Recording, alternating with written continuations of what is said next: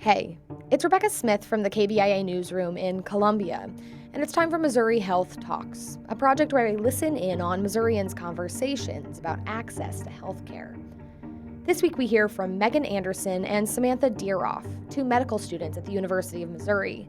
They both work with MedZou, which is a free student-run clinic here in town. They spoke about the lack of insurance that some of their patients face. Here's Megan. It wasn't until I became in college did I lose insurance for the very first time just because of personal means, and did I realize how difficult it is sometimes to navigate without insurance. Realizing that firsthand made me kind of realize, yes, this is the population that I definitely want to work with, because this is the population that A, needs the best care, and B, is not getting it currently because of the current situation that we're in with our health policy. Missouri has such a large uninsured population, and that goes against, the whole Obamacare and wanting to expand it.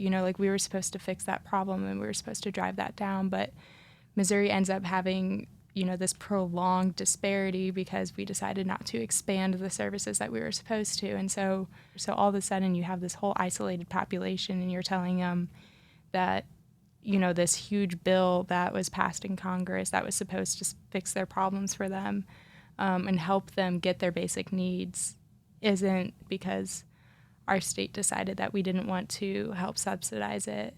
I've had a patient that I worked with that's been at MedZou for 5 or 6 years now. So these are patients that are chronically uninsured, and I'm glad you mentioned it's in part because Missouri didn't expand Medicaid. So there are people that make too much money to be able to be on Medicaid and don't make enough money to be able to be on the Affordable Care Act. That's an important backstory to why our clinic even exists for any of our patients. My first year of med school, I did a lot of outreach clinics with MedZou, and so that's when we basically took the services that MedZou offers and we offer it directly into the community. So we'd go to organizations like the Center Project, which is our local LGBTQ center, or Turning Point, which is a local community center for people who are home insecure or homeless.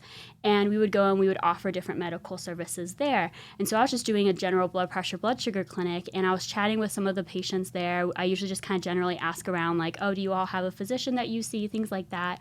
And one person I was talking to in particular just told me, oh yeah, I do. I go to the ER, and that's whenever I get my blood pressure medications, is when I start feeling I might have a heart attack or something. Then I know I need to go to the ER, and they give me my medications.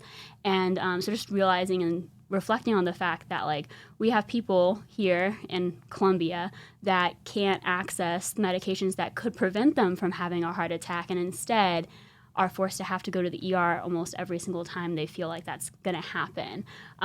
Your ER doctor, although emergency medicine is very amazing and very important, should not be the person that you get your general medications from. That's what's very interesting about our clinic is if you aren't going to cover those people, we will instead. And I find that very disheartening. As much as I love working there, it's, you realize almost every patient we see, we're seeing because the government ultimately failed them in some other way.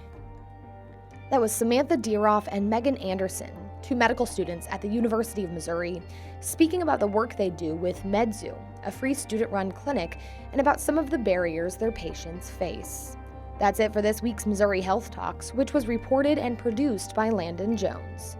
Tune in next week for more conversations from throughout the state about health and access. I'm Rebecca Smith. Thanks for listening.